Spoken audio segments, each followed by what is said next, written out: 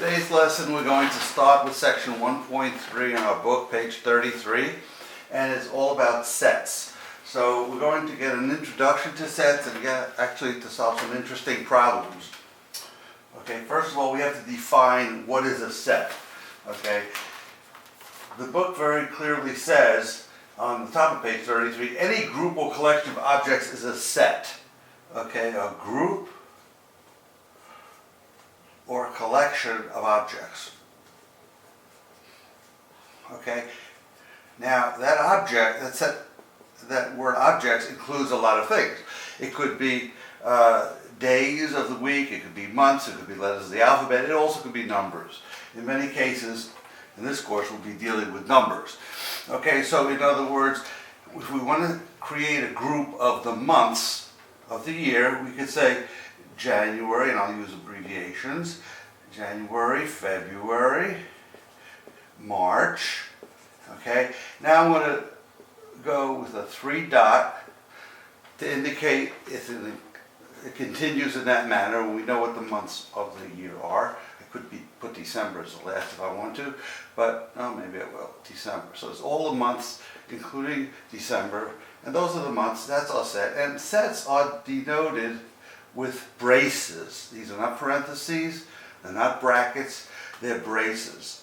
Okay, and if you look on your keyboard on the computer, you actually have something that looks just like that.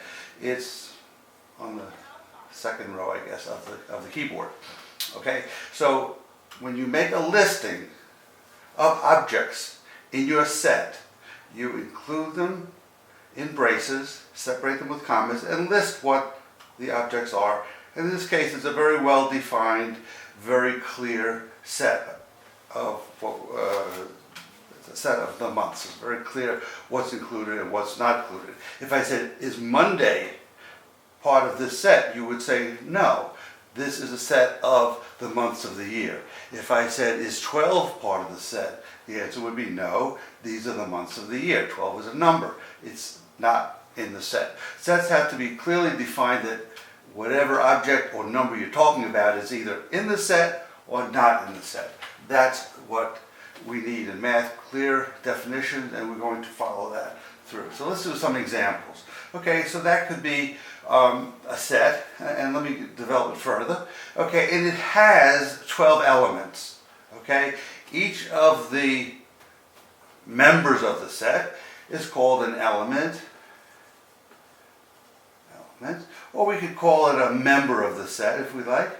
Okay, a member of the set. So it's very clear what's in and what's not in. Okay, and that is particular to much of math, but it says in particular everything is in or not in. There's only 2 ways it can be. Okay, and every member of the set is also called an element, and they're listed in this way.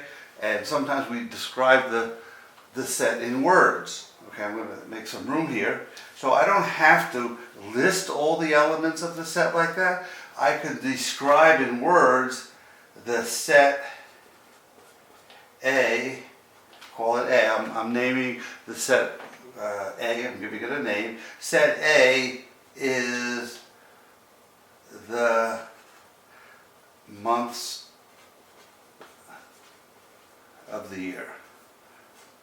Okay, the names of the months of the year, and we're talking about our standard calendar. Okay, so that's a way of doing it. You can say it in words. I can say my set B, I can have a different set. Could be, set B is all even numbers. Trouble with that is, when I say all even numbers, it's an infinite number, and we're not going to deal with infinite sets. So why don't if I say set B is even numbers from or between 1 and 11. Okay? That's the set of numbers between 1 and 11. And with just a little bit of thought, let me make some room up here. With a little bit of thought, you can actually list out all those numbers. Well, 2 would be a member, 4 would be a member, 6 would be member or element, 8 and 10, and we set them aside, or we close them in braces, okay? And we said it's set B, we're giving it a name. So we're going to say B equals 2, 4, 6, 8, 10, and that is exactly the same as our verbal description, okay? That set B is the even numbers from 1 and 11, or between 1 and 11. Okay, so I hope that's clear. And the elements of the set, like I said, could be objects, letters of the alphabet, or it could be anything you want it to be. It could be the colors of the rainbow. Well, colors. If you define set C to be, that doesn't have to be all the colors, red, green, and blue. Okay? There's a set defined as C. It's named C. It has 3 elements. They're red, green, and blue. Okay, one of the properties we talk about when we talk about sets is how many elements or how many members are in it. Okay, so in this case, there are clearly 3 members or elements in the set, and this is called the roster method. I'm actually listing them. The roster method, as opposed to the descriptive method. Okay, so it's very clear, red, green, blue, that's the roster. This is also a roster, okay? It's a listing of the numbers that are in the set in this case. Here's the colors that are in the set, okay? And as opposed to the description, the verbal description, which can be used sometimes. I don't know how I would describe this other than by naming the colors. Description. Okay, so roster method versus just a description method. Okay, so we want to know, or be able to relate in many cases, how many elements there are in the set. Okay, so we can count them. 1, 2, 3, 4, 5 in this case, 1, 2, 3 in this case, and we're going to write it this way. N, the number of elements in B, equals 5. Okay, I hope you can see that. N of B equals 5. Here I'm going to write N of C equals 3. Okay, there are 3 elements in that set, so we'll say N of C, N of C equals 3. The number of elements in set C equals 3. Okay? Okay, we call that expression the cardinality of C. That's a definition you have to know. The cardinality of a set equals the number of elements.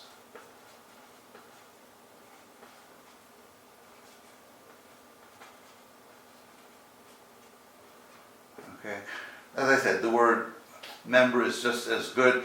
I frequently prefer the word element. Maybe that's just the way I'm used to it. But element or member are equally interchangeable.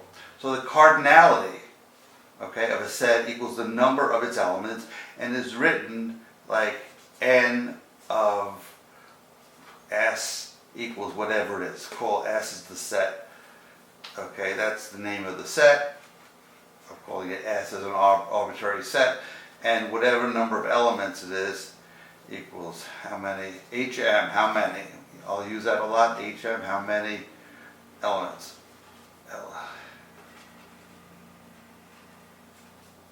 How many elements in that set.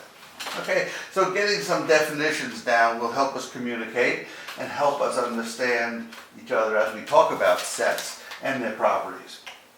Okay, I'm sorry I'm not present with you at this time to actually answer any questions that may come up, so I encourage you to please write down your questions and email them to me, or and I will get back to you as soon as I can. You will have my email address.